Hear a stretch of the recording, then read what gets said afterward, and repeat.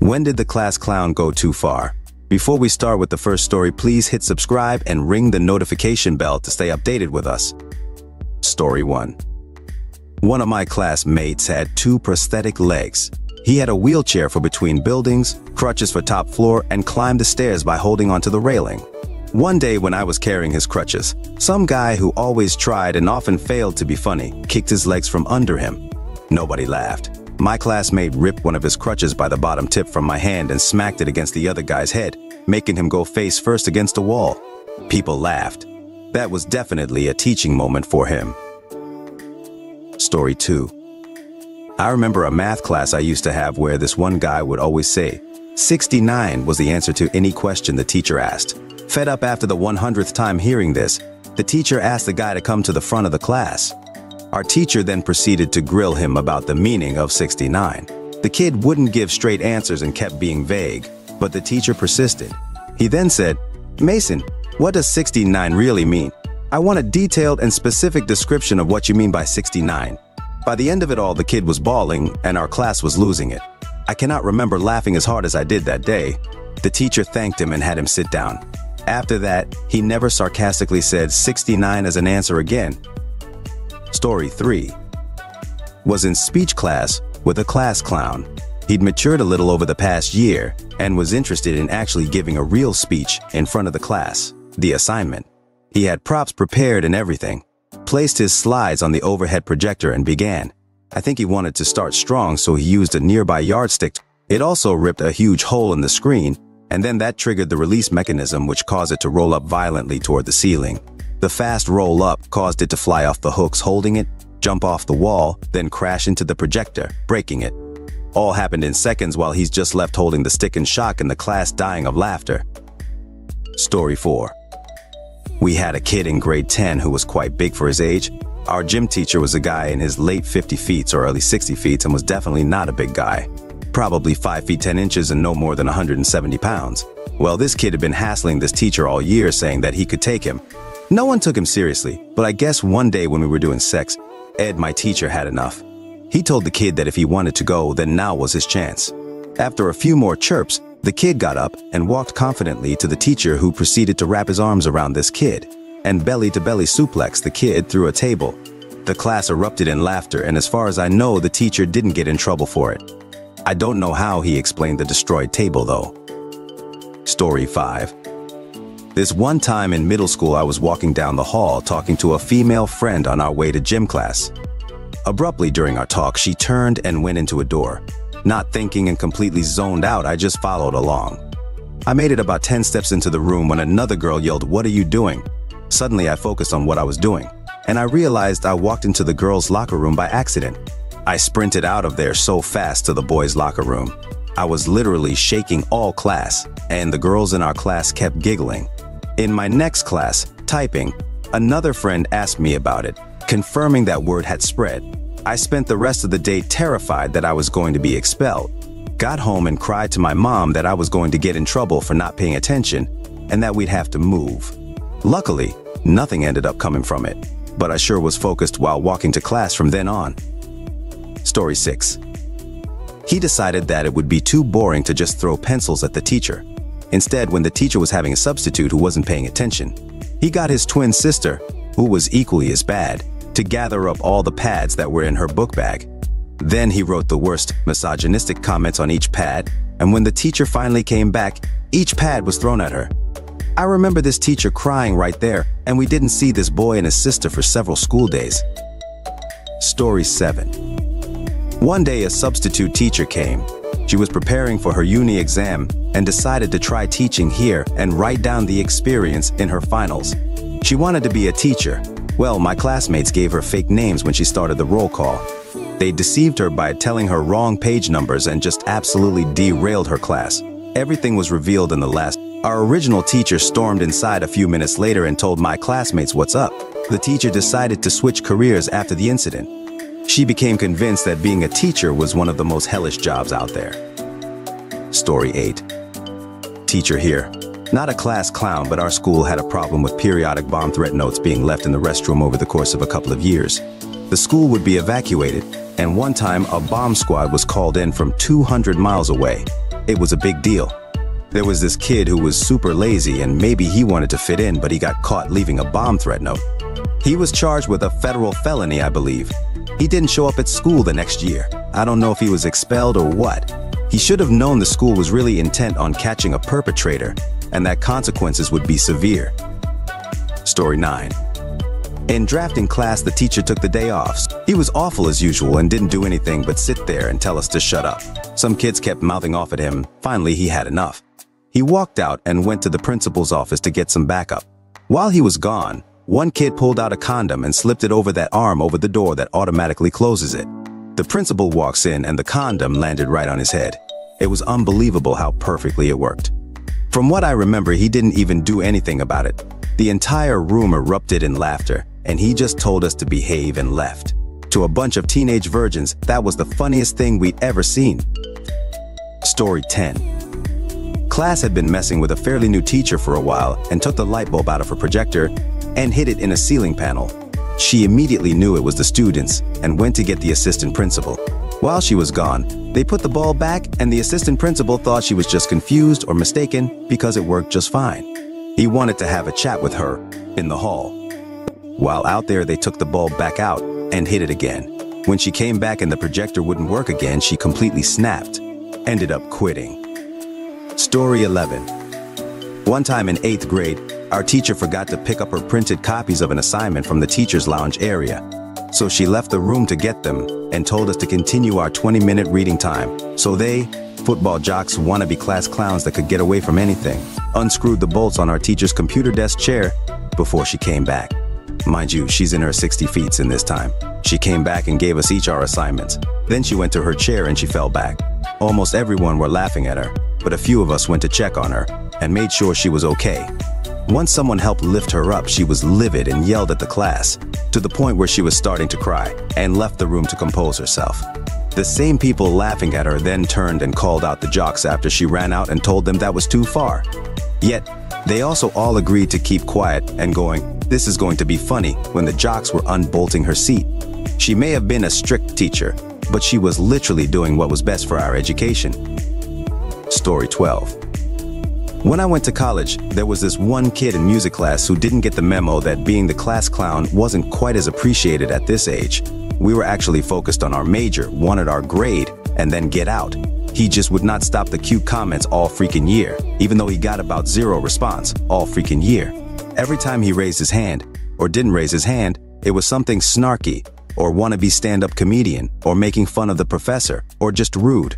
And then he'd wait for laughs that would never come. Well, on the last day of class, he goes up to the front to place his final test on the professor's desk and kind of looks around at his audience for a second before slapping his test on the desk with a big smile and saying, snarkily, "It was a pleasure, sir." The professor, without even looking up from the test he's grading, says, "Pleasure was all yours." The kid was really taken aback and kind of hung out for a while, unsure of what to do. Class is dead silent. Eventually, he kind of wanders off out the door.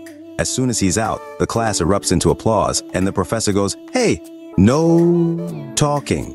Then looks around at all of us and gives the slightest of smirks, then immediately back to grading tests. Story 13. Everyone thought this dude was so funny, but I could go back in time, I'd take him outside, for a little chat. Yeah, chat. I was a thief. The show we were doing involved a scene where one of the lead guys drinks out of a decanter. So we used a decanter filled with apple juice as a prop during dress rehearsal. While we were using full props and costume and everything, the guy decided it would be funny to put rubbing alcohol in the apple juice. And the guy drank it, because he didn't know beforehand what had happened. He had to be taken to the hospital. The guy, as far as I knew, didn't really see any consequences. This was a boarding school, and we had privileges on a level system.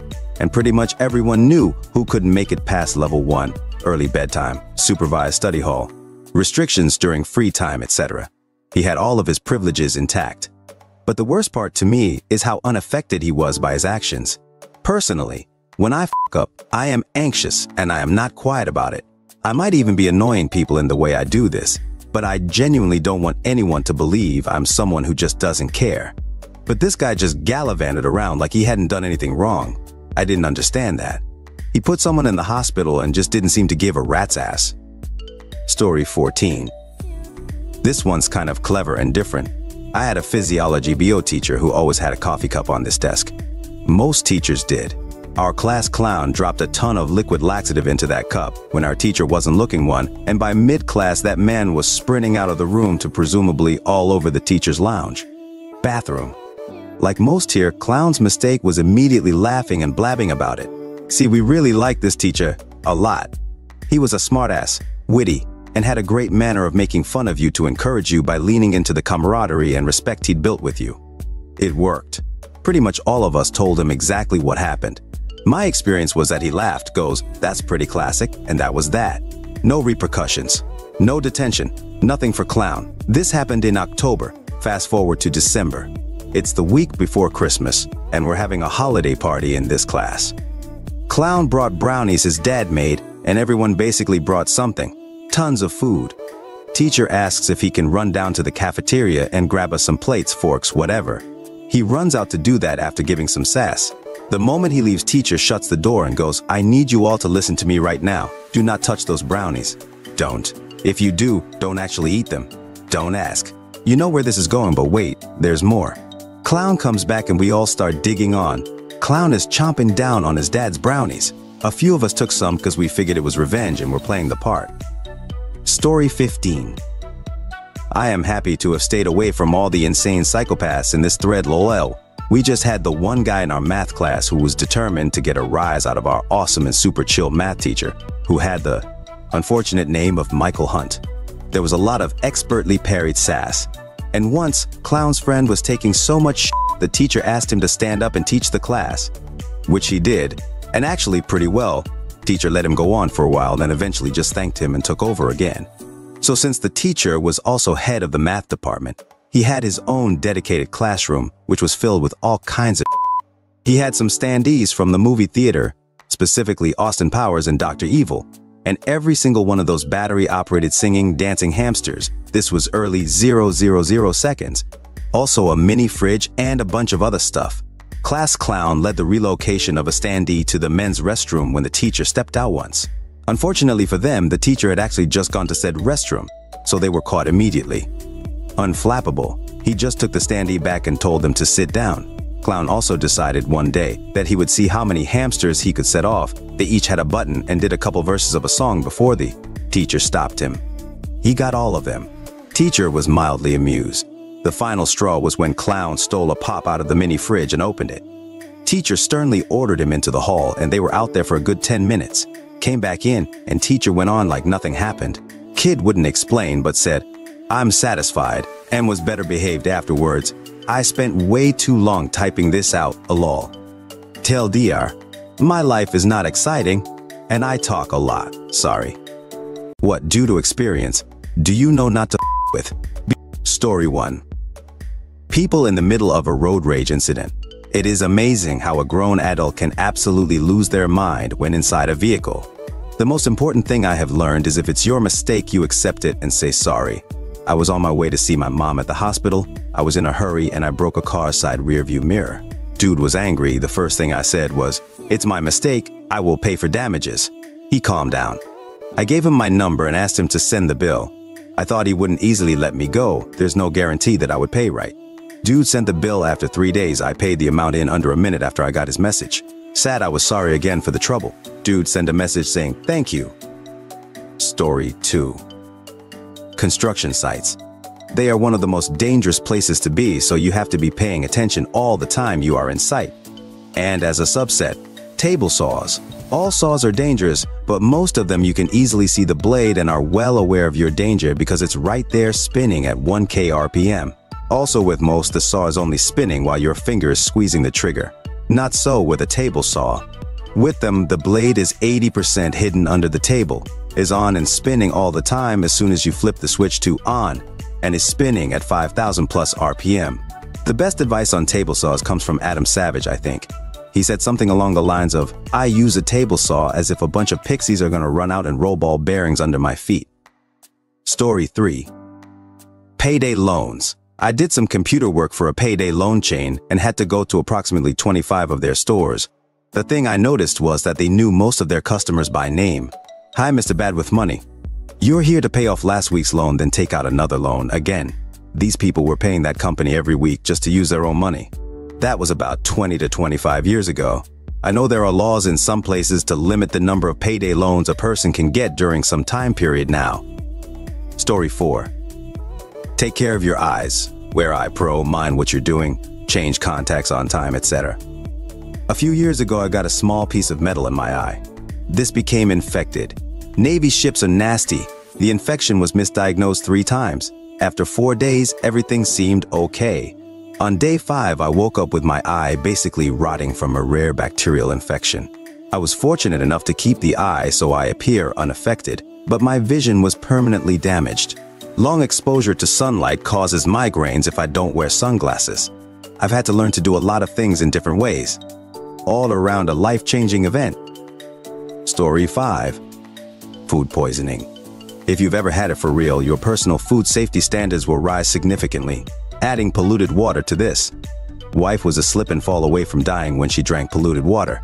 We had flooding in surrounding areas, and I believe a pipe may have ruptured in the area, causing soil sediment to seep into the water main. Long story short, she was thirsty and guzzled a bunch of water from the fridge dispenser, which is filtered, I might add. She got halfway through her cup when she realized the water smelled funny. Cue kidney infection, and she was 34 weeks pregnant too, so it ended up causing her water to break early, and our son to eventually be born premature. He's 4 now, and perfectly happy and healthy. Story 6. The sea. Clear Lake in California, one of the worst cases of misnaming a body of water.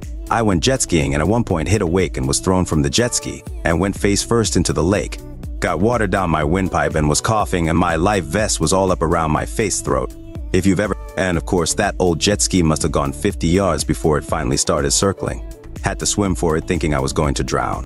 2 days later, they took me to the ER in the middle of the night with a 106 temp. Some sort of unusual pneumonia. Well, unusual for most of us. Apparently they deal with it several times every summer in that hospital from people who got lake water in them. That lake should be out of bounds to all recreational activity. But it is a poor community, and if they did not have the lake tourism, it would be a ghost town. All that would be left is welfare and meth. Story 7. When I was a kid, my parents and some extended family had a yearly trip to a nearby man-made lake. They rented a boat, which of course came with life jackets. The one they gave me was a little too large. Now, I've never been a big fan of large bodies of water, but this sent that into full-blown thalassophobia. My 2 idiot cousins who decided it'd be fun to toss 10-year-old me who can't swim and whose life vest was clearly meant for someone far older into the water. I slipped out of my life vest and sank like a rock. The next thing I remember was waking up on the boat, chest hurting and coughing up water. Apparently, they expected me to come back up. When I didn't, my uncle, who luckily knew CPR due to his work, dived in. He was able to revive me. Ever since, I can't be comfortable in water. Story 8. People who cook, deliver, or serve your food. Speaking as someone who spent years in the food biz, we personally never did anything that would have damaged our customers' health or our own reputation. But we were one of the cleanest restaurants around, and I'd like to ask everyone to take a moment and think about how many people working in restaurants are late teen, early 20s kids who might not have great self-control. Also, screwing with the people giving you food is just morally a bad thing to do. Story 9. Seatbelts. Attended a friend's funeral. He was riding the back seat and didn't wear his seatbelt during a road trip. The driver was sleepy and hit a divider. The car spun out and he was flung out. He died during the ambulance ride. Only 19 years old. First thing I do when I get into any vehicle is to buckle up. The other thing I just learned recently is that if someone is not buckled, they become a huge ping pong ball bouncing around and hurting friends or family. Girl in my HS was sitting on someone's lap in the back seat when the driver wrecked the car. She went through the windshield and then a chain link fence, and wasn't even found for a couple hours because the car had been overpacked, and it took a while for responders to realize someone was missing from the 5 people that were already accounted for. They were all drunk teenagers. I'd run into her at the town pool just that morning. She had a twin brother. He was never the same after it happened. Story 10. Electricity. This 100% true. There was a guy at my old church who was asked to fix the outside lighted sign. He got up on the ladder, and unbeknownst to him, there was a bad wire. He accidentally touched it and was basically getting electrocuted until one of the helpers finally kicked the ladder out from under him. To add insult to injury, he fell and broke his arm, but he was alive. He never volunteered for anything again, I think. Story 11. Trains. They have absolutely no opinion of you and even less regard. I nearly witnessed the death of a half-dozen people who with a train. In the town due the college I attended, there was a train track that ran right through downtown and divided the bar scene. Well, one night a train had decided to rest in the middle of downtown and prevented drunk college kids from traveling to more bars to get more drunk. A bunch of people decided to cross underneath the parked train, and admittedly I too was tempted. While a group was crossing underneath the train suddenly lurched forward about 6 feet. One guy hit his head, was bleeding pretty good, but everyone else was unharmed. I thought I was about to witness people separated from one half of their bodies. Another time, as a kid, my buddy and I were putting pennies on railroad tracks to squish them. We decided to try it with a quarter, but when the train passed the quarter, shot out and out a bullet-sized hole in the concrete structure behind us. Story 12. Driving tired. Way worse than driving drunk. A couple summers ago, there was a sporting event in a city about an 8-hour drive north of my city, and a lot of people I knew went, including one of my best friends. The event goes well, and my friend and his group stay up at the campsite most of the night on the last day with a couple other groups. Around 6 a.m., my friend and his group decide to finally go to bed, assuming the others will too. But one group said goodbye to everyone and said they were just going to get on the road. My friend and others tried to convince them to rest for a few hours first, but they said no. The driver had stopped drinking hours ago, and they wanted to get going. It was a girl I'll call Melissa, her boyfriend Rob, and her sister Serena, all in their early mid-22s, as well as their 2 new puppies. One was Melissa and Rob's, the other was Serena's. Deciding to get on the road was the first of their fatal errors. Rob was driving, Melissa was in the passenger seat, and Serena in the back. Their next mistake was that Melissa and Serena promptly fell asleep. Even if the driver is wide awake, has slept all night, and had tons of caffeine, at least one other person needs to stay awake with the driver on a road trip. But they didn't. Rob fell asleep at the wheel for about 10 seconds on the freeway and slammed into an 18-wheeler. Melissa and one of the puppies were dead on impact. Serena's body and the body of the other puppy were contorted into awful shapes because of all of their broken bones. Rob walked away mostly physically unscathed. Apparently they had to pry Melissa's body out of his arms when help arrived, and her blood and brain matter were all over him. He wasn't drunk or high. In fact, none of them were. They just all were tired and chose to drive anyway, and not have anyone stay up with the driver, and now all of their lives are over in at least some way. As far as I know, Serena made a mostly full physical recovery. Not sure about the dog, but I'm sure Rob and Serena will never actually heal from the event. Story 13. Iguanas. This happened about 25 years ago on a rare cold South Florida morning. My dad, big guy, with a soft spot for animals, found a frozen one in our backyard and decided to bring it inside, in a closed-off room, to warm up so that our dogs didn't get to it while it was offline. As soon as that thing warmed up, it was like a bat out of hell. Teeth, nails, and tail whipping cut him up pretty good. Eventually, got it out with a broom, and all my dad muttered was, "Ungrateful LOL edit."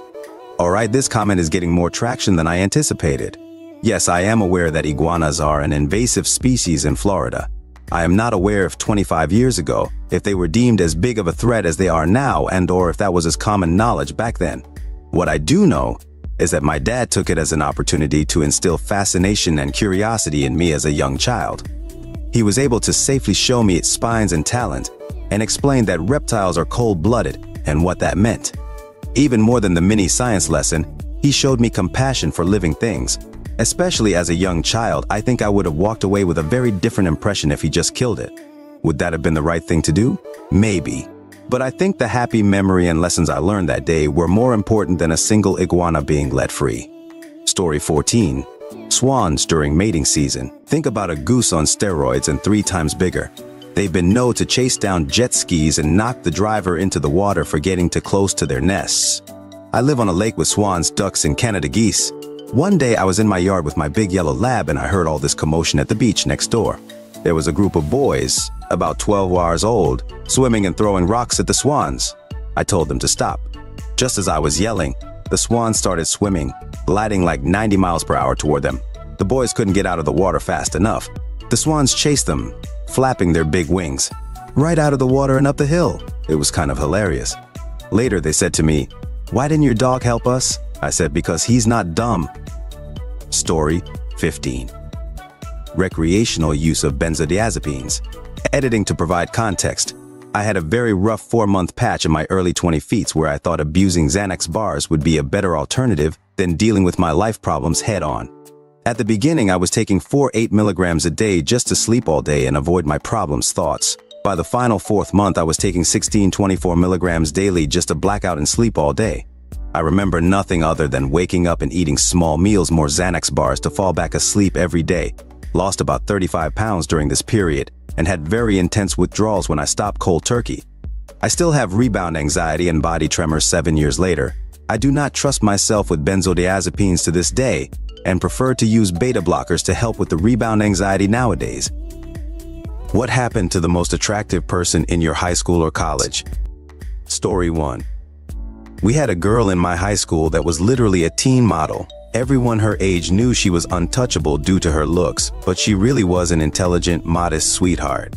Senior year, she got hooked on some prescription drugs and ended up marrying an older physician who would prescribe for her in exchange for booty calls. She was 18 and he was early 40 feet. We all assumed that relationship was sadly going to be an absolute train wreck. 10 years later, she was clean, graduated from an MFA program, and they had started a beautiful family together. He was a successful surgeon and she was a stay-at-home mom who did fashion design on the side. They traveled quite often worldwide to fashion shows to see her work. They seemed, on the outside anyway, to be happily married and enjoying a rather normal content life. He died in his mid-60s in a car accident and she inherited everything. Last I heard, she was still doing high fashion design part-time and raising the kids. Story 2. Hottest guy at my school became a fairly successful dealer in college. We're not talking pot, dude was dealing hard drugs. He would even supply his own sister, their parents weren't in the picture. When we asked him why, he said, "I have paid for her to go to rehab 3 times. It doesn't stick, and if I don't give it to her, I know she'll be out there sucking dick to get it. At least this way I can somewhat limit what she's taking until I manage to get her off it." I could kind of see his logic. Story 3. I had a huge crush on the best-looking guy in our school. He was always friendly with me too, but anytime we were talking and his teammate at best friend came across us, the friend would start mocking and insulting me. It was so overt, my sister suggested the friend had a secret crush on me because why else was he so obsessed with teasing or insulting me for no reason? Yeah, it wasn't me he had the crush on. Apparently my crush and his teammate friend are now in a relationship. No clue if it started in high school or after. Story 4. One of my high school crushes became a good friend for a very brief time after she moved out of town. We became pen pals back when that was a thing. But we lost touch. A few years later, I walked into the office at the local newspaper and found her obituary at the top of a stack of death notices I needed to type up for the paper. She'd become bipolar, gotten pregnant by a guy who went to jail on some penny anti-burglary charge, had the kid, and killed herself after the baby's dad didn't get early parole for some stupid reason. I have literally thought of her at least once a day since the fall of 1998. Story 5. She was the best-looking girl. I am not the best-looking guy, but we became friends in grade 11. She said she didn't want to date anyone. But at the end of grade 11, we started casually dating. Fast forward 15 years, we own a house, are married, have 2 awesome dogs, and are trying for kids. As far as I'm concerned, she has only gotten better looking. Story 6. I personally didn't think she was the prettiest, but she definitely was the most popular. She is still living in our hometown, didn't go to college, and is now a lesbian. Last time I saw her, she was working at Sephora in the mall. Nothing wrong with any of those things, by the way, that's just what she's up to now. The prettiest person in my HS, accounting for all grades, years. She's a model now, lol, and dating a celebrity. I would say he's B-list or a list, lol. Story 7. Didn't see it personally in her, and probably not the most attractive person in high school, but a girl from my neighborhood, who was always in a different relationship each month during HS, got tapped shot in the head twice in Mexico, with her boyfriend disappearing and never being found again, a fake. Local police ruled it a suicide. It destroyed her parents. Her father was a pompous but her mom was a very sweet lady who was my colleague at a call center for a time. I felt really bad for her. Can't imagine having to live through such a horror scenario come true. Story 8. I find this question personally so fun. I ended up with one of the popular, attractive guys from my HS, not the most, but this is a good story. We ended up having a kid, and then he proved to be the biggest loser alive. He beat me, so I left when our kid was 2. He is the town drunk, in and out of jail, beat his next 3 GFS, was on the front page of the town paper for stealing a car, and so many more things. My son and I see his immediate family, he does not. Our son is an adult and hasn't seen him in decades. He's better off. My son is a very successful adult. My ex is the epitome of the home. Boy, did I win a prize by landing him. Estimated time of arrival. The effects of drinking alcohol all day every day have completely changed his looks as well. He's gaunt, pale and frail. His teeth are rotting and he doesn't even look like the person in HS. Story 9. Wendy S. I had the good fortune, if you will, of having my last name be very close to hers, so I had 4 years of sitting by her in homeroom, and in a few classes we shared as well. Knew her barely, nice girl, and was of the well-to-do background as well. So she did what one would expect. She went to college, married well, and then divorced some years ago, I don't know when. She lives in one of the nicer suburbs of DFW, and from the various Facebook postings I see, seems to live a life of independent means and lots of travel. Also has a lake house as well. She is very Christian, yet will still post the occasional thirst trap type photo online. Nothing too risque, but enough to let us know that at the age of 60 she lives a pretty enviable life on the surface. Story 10. Oh well, the who in this case is quite subjective, but I think there were 2 people who stood out in our class from high school. Both women. Person 1, she dumped her BF, then went and married a preacher. Then, not long after the wedding, she dipped out and lived in another state for a while. He ended up divorcing her due to infidelity and abandonment. It f***ed career up for a while, and it really messed with his head. He was a really good person when I knew him. That was at least 15 years ago. Person 2, she moved back to the town she lived in when she was young. Never went to college, drank herself into oblivion, never had kids, from what I'm aware of. Every so often Facebook asks if I know this person, and I click the profile to see what she's been up to, which is mostly nothing, alcohol and drugs. Honestly, not many people in my class went on to do much with their lives. Story 11. The most popular and good-looking guy in my high school actually took me to prom and dated me for a year. He was also extremely nice and one of those people that could get along with anyone.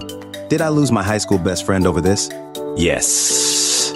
I met this guy through my friend. They had traveled to the DR along with some other people in our year to build homes for the poor, and when they all came back, him and some other kids started hanging out with us regularly. I had suspected she had developed a crush on him along with me, and I spoke to her about it. She assured me she didn't have a crush on him. I knew it was a lie, and then got very mad and talked badly about me behind my back. When guy and I started dating, she even told the guy that I knew about her crush and didn't care about her feelings. The guy, bless him, told her very nicely that although she has feelings for him, he would have still chosen me over her because we simply had a lot more in common and better chemistry. Eventually, it took a summer, my friend and I started talking again and we're back to being friends. Anyway, a year later in college, he cheated on me and is now a doctor in England. And I'm happily married with a little family of my own, 11 years strong. Edit. As an adult, I now recognize that I shouldn't have dated this guy knowing my friend had feelings for him even though she denied them. But as a horny teenager, I was not thinking about that at all. Story 12. No idea, don't care. I was never part of that crowd anyway. But there was a girl at my kid's high school who, the first time I saw her at their awards day ceremony, my jaw literally dropped. She was a grade ahead of my eldest kid, and she was absolutely beautiful and had this aura that was simply magnetic. I asked my son about her, and he said she was considered the prettiest and most popular girl at their school, and that in fact, she just recently won their high school. She served as a Miss Alabama Outstanding Teen, and later went on to become the first black Miss University of Alabama, then was crowned Miss Alabama and finished in the top 7 in the 2020 Miss America pageant. I think she's in law school now, so as far as how she turned out, I'd have to say not too bad. Story 13. The hottest guy from my high school was a generally nice guy that people liked being around. I just remember him being super smart, very kind, and incredibly charismatic throughout the time we were classmates. I didn't know him that well other than having a few classes with him and seeing him around small prep school. His parents were wealthy, but I don't remember him flexing his wealth. Quite the opposite. Other than his car and his family's house, you really wouldn't know. He was kind of a loner, just the type you would see off by himself writing in a notebook or reading, and not really tied to any friend groups, but very approachable at the same time.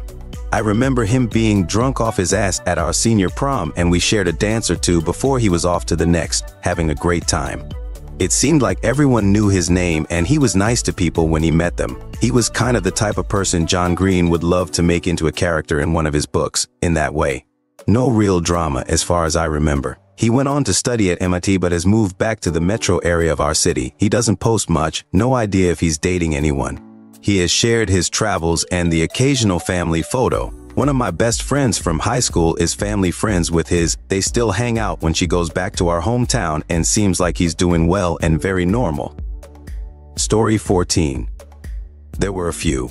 Girl 1. Standout, beautiful, rich, elite family, extremely competitive student but non-materialistic. Aced all her degrees, committed suicide due to love failure over an average dude.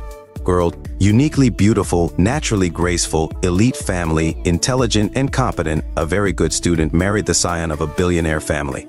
Girl 3, golden child of middle-class, average parents. Her exceptional beauty stood out in stark contrast to her ordinary surroundings. She was brilliant, talented, and a top student, married a rich, handsome dude, and had a very happy marriage. Then the dude died, she became a widow 30 with 2 small kids, went back to college, and is now a successful professional. Girl, pretty with the perfect figure and gorgeous hair. Extremely talented in the arts, the most popular girl in college, had the stage set for a career in showbiz. Then she disappeared. Everyone was insanely curious, but no one had a clue for over 15 years. Turns out she had joined a monastery of sorts and had been living there since in the service of their teacher. Story 15. He became a real estate agent and married an equally beautiful. From the age of 13 to meeting Cheryl though, he was a piece of. He knew he was the best-looking guy within a 100 kilometers radius, 62 Big Mac Eagles for the Americans. He used that beauty to torment girls and guys alike. Almost every attractive girl in school and even scored himself the big titty, big bootylicious 23-year-old student teacher when he was 16. Had the pictures to prove it. Ruined her career as a teacher, and I have no idea what happened to her afterwards. He was an incredibly charismatic guy and could pick the secrets from a centuries-old corpse if he wanted to. And then use that information to either humiliate you, befriend you, or put it in his back pocket and do nothing with it. Then he got into a terrible car accident. He and his girlfriend were hit by a drunk driver in broad daylight when they were 21. She died instantly, and he was in the hospital for 6 weeks. He's never been the same since, and just over a year after that tragedy, he met Cheryl. She righted his ship and turned him into a pretty wonderful human being. He went on an apology tour when his first daughter was born and tried to talk to everyone he felt he wronged in high school. He told me that when he found it when he was having a girl, he cried for days when he first held her in his arms. He had the epiphany that he would kill and die for this girl. He then realized that if his daughter dated a guy like the little he would that kid. That was the ultimate reality check for him. His female counterpart, on the other hand, was a very kind and smart woman. She had some ups and downs like anyone, but graduated HS with a full scholarship. She works as a virologist at a national research lab. She ended up marrying me, and 15 years later, she remains the most beautiful woman I've ever met. What's the secret you discovered that made you leave your ex? Story 1. The guy she was cheating on me with found out about me. He found me at a bar, told me about it, bought me a drink, and I immediately got on the phone and broke up with her. I'm not going to go into super deep detail, but it was nice to have an honorable dude give me the warning instead of weeks of suspicion. I was about to get an apartment with her, and I dodged a bullet. Another story. Some random dude at a bar last week dropped the news that my roommate, best friend of more than a decade now, BTW, had been sleeping with my ex-GF for at least the past 6 months. We broke up about 4 months ago, and he was by my side while I broke down over that LOL. I really appreciate the guy at the bar for that. He also bought me a drink too. Story 2. She went out with her friends one night. I had a headache and didn't feel like going anywhere, so I stayed in. She had before, so we did the whole location sharing thing. This idiot still goes to this guy's house and doesn't come home till 5 a.m. Truth was, I didn't have a headache. I had a feeling she was talking to him again, so I let it happen. Happened on a Friday night, and Saturday night we had a dinner planned with her parents who were in town. I figured I'd suffer through it, work on finding a new place to live immediately, and then next week just disappear. Saturday night at dinner, her mom says, "Let me know when you want to propose and I'll give you my ring." My ex nudges me and says, "Yeah, when are you gonna ask, huh?" I laughed so hard during the interaction, knowing she was with someone else less than 24 hours earlier. Sunday morning, she starts going in on me about the dishes as I'm doing them. I finally got so fed up, I just laughed and said, "So where were you Friday night?" She turned white. Story 3. One of my best friends had something similar. From our group of friends, he was the one who first got the most serious and stable relation-wise, perhaps even too serious. When he started his PhD, they were already like 8 years together. One day, by accident, he discovered his GF had booked a hotel he was not aware of. After some sniffing and investigation, it seems she booked there suspiciously regularly. Turned out she was cheating on him like mad. Just met with men in that hotel. We discovered she did this with at least 9 different men, often several of these different projects going on at once. Quite sickening to discover with people you know so well. My friend ended up having an alcohol addiction, is married now many years later, but still struggling with these demons. Story 4. She was talking to a guy in another state. Decided she liked him better. He was coming to see her, and that's when I found out about him. She basically told me he wasn't going to be happy to see me around and to go away. Well, the joke was on her because he came to tell her he found someone at home and was breaking up with her. After he left, she decided to come crawling back to me, and as much as I wanted to get back with her, I just couldn't trust her. Story 5. The coworker he was worried I was attracted to, I was. The difference is, I never talked to him outside of work-related things and shut him down immediately when he showed interest in me. A girl coworker gave my ex 1 ounce of attention, and he cheated and left me for her almost immediately. Later regretted it and said the grass isn't always greener. Now he's with her because I wouldn't move back with him, and he didn't want to be lonely. Glad I stayed on my side of the lawn. I would never want to be the one responsible for how awful another person feels because I couldn't stay faithful at work. A partner should never have to feel insecure about you going to your job. Story 6. He was a recovered addict that I had known well since we were 17-18s, then together for years in our mid-late 22nd. Turned out he never really stopped, used drugs in our apartment constantly while I slept, and when he stopped being able to contribute to bills and groceries, I found out he had gambled every penny he had left away on a mobile app. Once it was put into perspective, he left willingly for my sake. I hope he's better now. I don't hate him, but I hate what he was doing to both of us. Edit, punctuation. Story 7. His addiction to cam girl sites. I found out via the insane credit card bill that he could no longer hide, as the credit card was through his bank and he'd maxed out his already insane credit limit, and the bank had started taking 80% of his deposited paychecks to pay it down.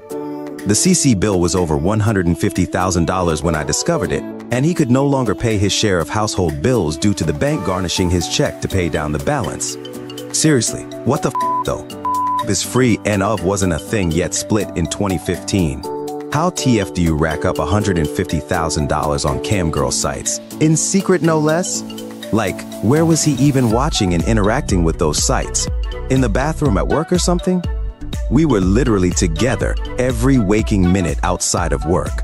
We were together for 9.5 years at that point. Smart man tanked his relationship and credit all in one go. Story 8. He always claimed to be the funny one in the relationship, making it part of his personality.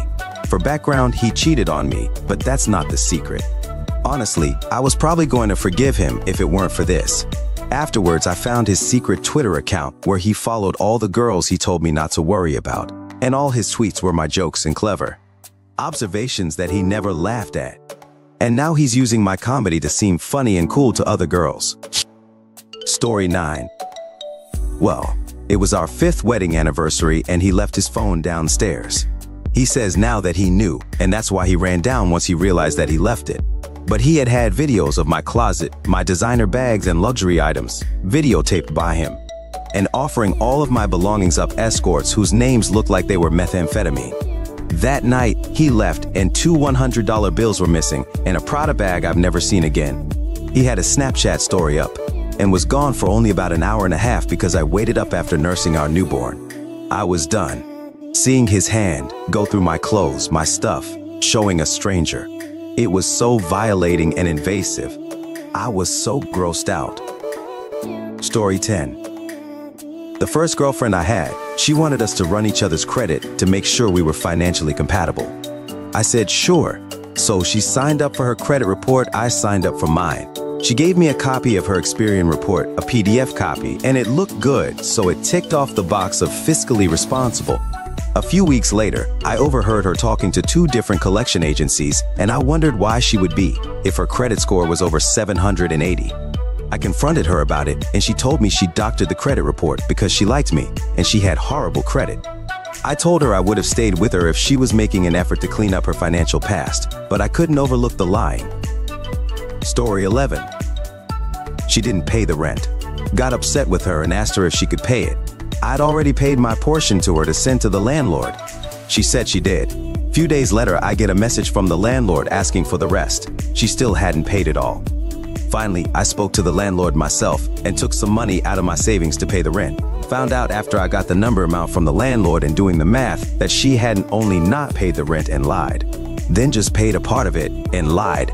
But she also pocked $50 of the rent money I had paid that she was meant to send to the landlord. I'd already had one foot out the door of the relationship by then, but this is what made me actively start looking for other places to live. Story 12. Her and I had been high school best friends and dated for a little bit before she broke up with me after we graduated. We remained friends, had conversations to reconcile, and continued to be in contact with each other for over 18 years. We had a silly pact where we would marry each other if we were over 35 and single. Well, we were both single, done with dating, obviously had chemistry, and decided to say screw it and go for it slowly. We were all in. I didn't think anything otherwise and didn't suspect a thing. She lived about 2 hours away by plane on a direct flight, so seeing each other was easy. Well, after a few months, she had a manic episode and went missing, so I called her parents, and they hadn't heard from her in a week. They were out of town. So they were sending her sister to check on her and calling friends. I called her work at the deli she worked at. The moment I said that this was her boyfriend, her boss said, "Well, I'm her boyfriend." Suffice to say, she'd been living a double life. He'd been giving her money for her flights to visit sick family members, me, and see my dying dad that she said was her uncle to him. I had also helped her a couple times for flights too, so she was pocketing the money. Her family and I were in contact during the whole thing, so I told them what was happening, and she didn't like that because she got exposed. To the fraud she is to her family. Story 13. She worked at one of the stores I had merchandised for years. My relationship ended, so a few months later I approached this girl and gave her my number. She texted enthusiastically, but said she had just gotten out of a relationship so wouldn't want to rush into anything. So I was like, hey, me too. We got along really well, hung out every day, for 9 months.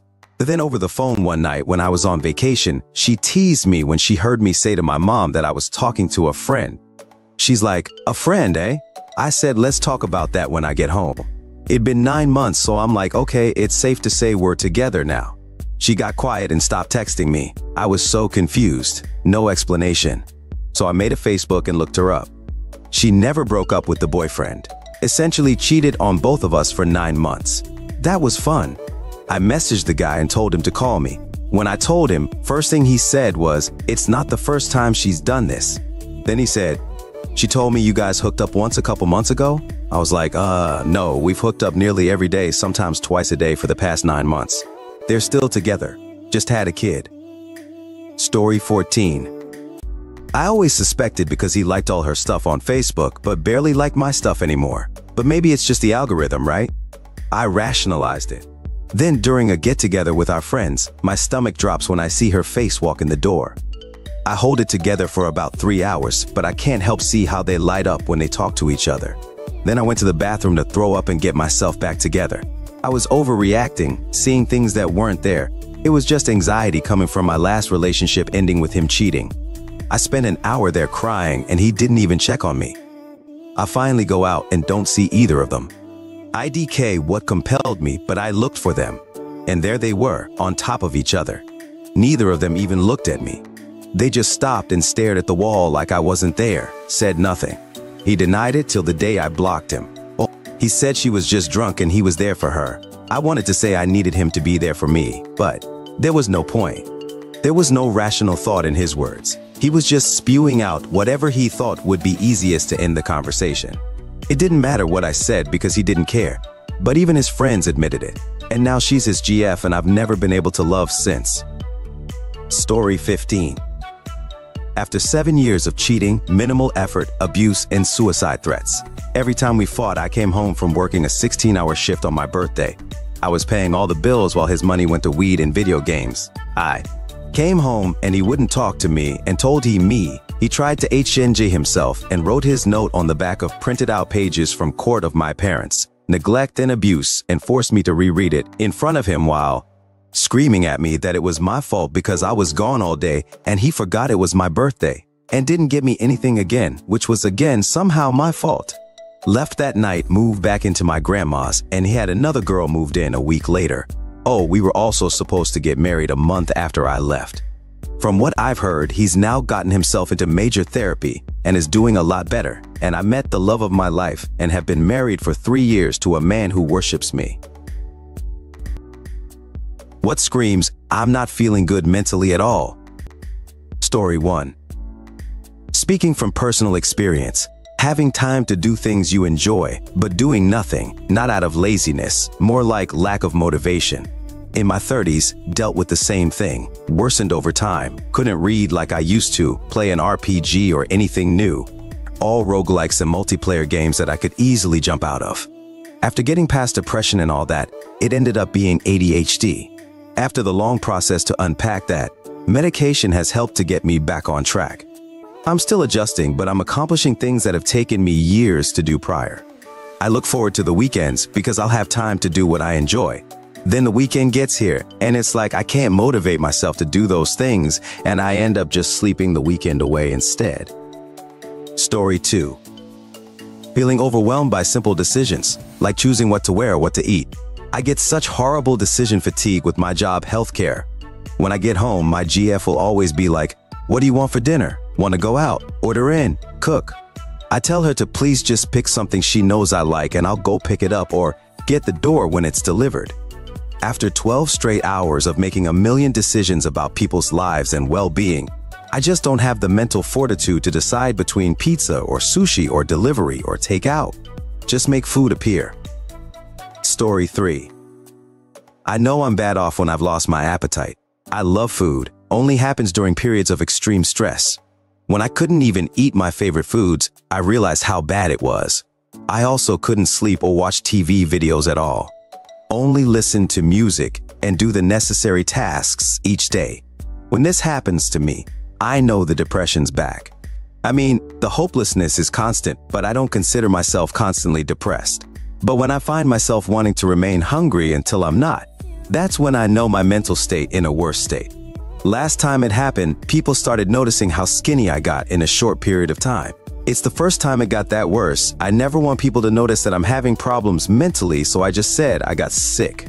I did actually got a cold that quickly went away in like 3 days, but I haven't been eating properly in like 2 weeks.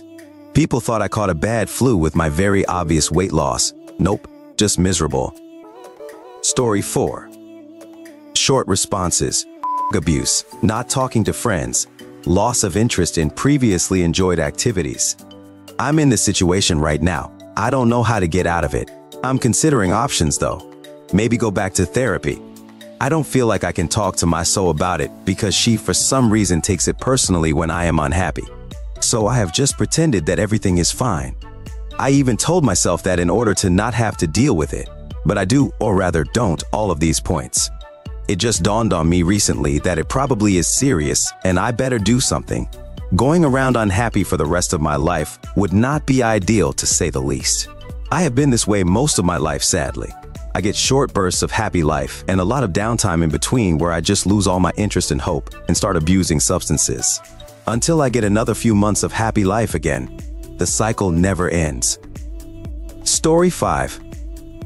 Came here to say this. I am constantly exhausted lately for no reason. Like I think I'm okay mentally, but clearly I'm not because I'm normally the clean my house twice a week human, and I just can't lately. I think it's partially out of frustration as well, which encompasses not mentally okay. I clean, and these 2 dogs and 2 cats and man and kid just make messes constantly. I work hard at 2 jobs and it's just too much. Yes, I am at fault for having 2 dogs, both puppies 2 YRs for one and 4 months for the other. 2 cats, a man, and a kid, but holy duck. And before anyone jumps the gun, the man is a blessing. Anytime I just can't, he does it for MME. Just not to my standard, and definitely not mopping, ha ha ha. But Lord have mercy. This comment hit home. Story 6. Usually for me, it's difficult processing what people are saying and having trouble starting sentences. It's about to happen tomorrow morning, considering it's Monday tomorrow. Happens to me all the time. My hearing is excellent, but I can't understand what people are saying half the time and have to ask them to repeat once or twice. That coupled with I frequently jumble words when starting sentences. I don't know what's wrong with me, LOL. Never used to be like this, edit. Also have brain fog with terrible memory, trouble concentrating, and no feelings of happiness nor sadness. Everything seems just bland and dull. Feels like I'm just existing and watching my life through someone. 12 years ago when I was a teenager, I was the complete opposite. Wonder what changed. It's interesting how many of you are having the same problems. Story 7. Seclusion and reluctance to start conversations or do activities. When I get into a particularly depressive mood, I will literally lay in bed for hours and days. Not even on my phone or anything.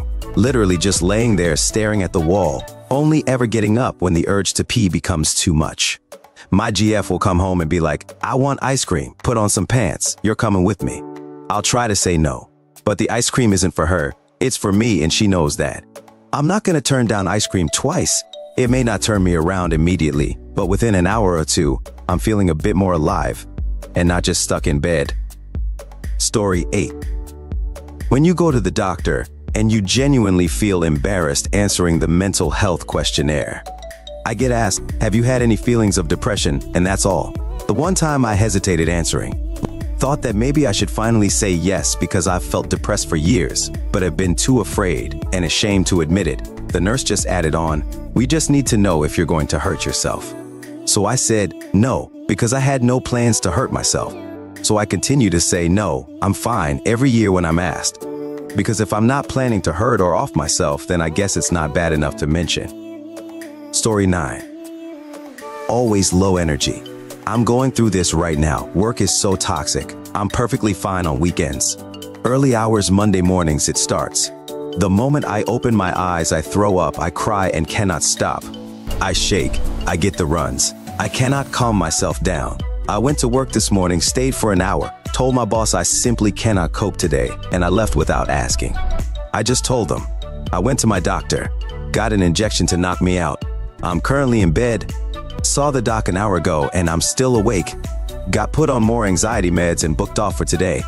Mind you, I'm alone in the office, but the thought of the boss calling and screaming at me, and the fact that the male boss could possibly come into the office, made me so anxious, it made me sick. I know I'm going to get for taking today off, but today I just couldn't deal. It's really so toxic. I'm thinking about whether I should just quit or wait until I have another job. Story 10. Apathy is a big one, I think. That's something I am struggling with for sure. I have PTSD and some other conditions related to the military, and I'm finding it nigh impossible to even care about things my girlfriend needs. Nobody is trying to kill us. This stuff isn't important. I struggle to keep track of the days. I disassociate a lot and just zone out. I don't sleep at night. I'm just generally a miserable person, it feels like. I often think everyone would be better off if I just disappeared. I don't want to die per se, but if I was gone somewhere by myself for the rest of my life, I wouldn't burden anyone else with my existence, and everyone would be better off. My kids, my ex-wives, my family, everyone. Story 11. Sleeping like 22 hours a day. Getting up only to not wet the bed. And sometimes you don't even sleep, you just out the covers over your head to block out as much light as possible and stare off into the distance. Your mind not really forming any coherent train of thoughts until finally sleep brings release. If you're lucky, a dream of a time when you weren't in pain. A dream far away from reality. But you aren't lucky. You awake and the sun is setting now, another day gone. Whether you got up or didn't doesn't matter at all. This one got me. I went through this in 2021 during a pregnancy and abortion. One day I'm pretty sure I slept the entirety of the day. On the day I had the abortion, I was on a road trip and I didn't get out of the car one time the entire 16 hours. I just slept and laid there. Didn't even get out to pee. I'm not sure how. I would sit in my dark room every day, wasting so many days away, and any simple task, even just grabbing water, felt like it took all my energy. Wouldn't wish that feeling on anyone. Hope you're okay. Story 12. Headache, stomachache, loss of appetite, overeating, extreme weight loss, gain, loss of previous interests, withdrawn more than usual, or even more energy than usual. The last point can often be overlooked. You might think they're having a great day week, but in reality it's way worse. They just have to work harder to hide it all, so people do not try to worry. Check in with friends, family. There are so many out there that are not okay. Really good point about the abnormally energized behavior. I can't sleep when my mental health is bad, and that results in this really nutty, high-energy, erratic mood that makes me appear bubbly or vivacious. Totally masks what's really going on, and it even temporarily boosts my work and uni performance until the crash. It's insidious. Story 13. Whatever I've been doing the past week, laid off my job off 13 years last week with a house and family off 5. It's a struggle to do anything, especially convince my family it's going to be okay. I haven't applied online before or filed for unemployment.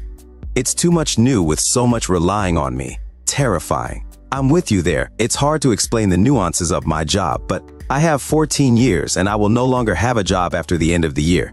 There is a huge financial and logistical incentive for my company to get me to finish out the year. Here is the kicker. I found this out 7 weeks ago, and my company has been telling there will have another role that will be a promotion. I've been patient, checking in and not looking for another job yet because I did like the company and wanted to stay. It all culminated last week with a big meeting, teams as we are all remote from each other. It was a massive dog and pony show, with the big boss putting on such a bad acting job I thought the whole thing was a parody. I was offered a severance if I finish out the year, but they may find another job for me in the company, so let's have this meeting again in November. The funny thing is people use the term gaslighting wrong all the time, but what I just went through the last 7 weeks is a textbook gaslighting job. They have been pumping me up, giving me shout out on the company newsletter, the CEO giving me some nice words on a quarterly all-staff meeting, telling me how great I am and my importance to the company. It's crazy because 7 days ago I would have said it's a great company and an amazing place to work. Now I would not recommend the place at all, and I just want out. Any promotion. The dog and pony show left such a bad taste in my mouth there is no way I can stay. Story 14. Low frustration tolerance. Example. Something that would normally be considered a mild inconvenience or mildly annoying makes you big mad, like out of proportion mad, having no feelings at all. Feeling entirely and utterly alone, like you are a burden on anything and everything around you. If you're in the US, you should know your area probably has a local mental health authority and that they will serve you, regardless of your ability to pay. They are funded by your taxes and also usually have other types of social services too. Also 988 is the US and Canada too, I think, crisis line. Story 15. Getting up every morning, wishing you were somewhere else. Knowing your job is a grind and nothing more. Wishing you had the freedom to travel and see places you've always wanted to, but you can't because you're a prisoner to your routine and your employer. Getting called and paged constantly while trying to sleep. So now you hear ghost buzzing from your phone because Teams buzzes constantly. If you try and set boundaries, you're hanging by a thread with your employer. The thing you desire most but aren't brave enough to do is just pack a suitcase, blow off work, and drive away and go see the things you want to. And come back when you feel like it. But you know you'll never be able to do that without serious consequences, so that's denied to you. So slowly but surely, it starts to eat away at you. The conflict between wanting to just leave and being responsible in a mundane and repetitive job routine where your employer expects hyper-detailed timesheets of every hour of your day, expects you to be on call every day including weekends, and essentially owns you and your time lest you be fired. All you want is to be left alone, to have freedom to come and go as you please and see what you want wherever you want, to make your own work schedule and get paid well for it, to grow into someone useful who is loved by others and is part of something they can look back on proudly and say, I lived a good life. Maybe that's not mentally unwell. Maybe it's just me screaming and mentally venting on here. I'm not suicidal, not by a long shot. But I'm not exactly mentally optimal right now either. So there's that. Alright folks, that's a wrap. If you like this, please hit the thumbs up and subscribe to the channel. You can also share your thoughts in the comment below.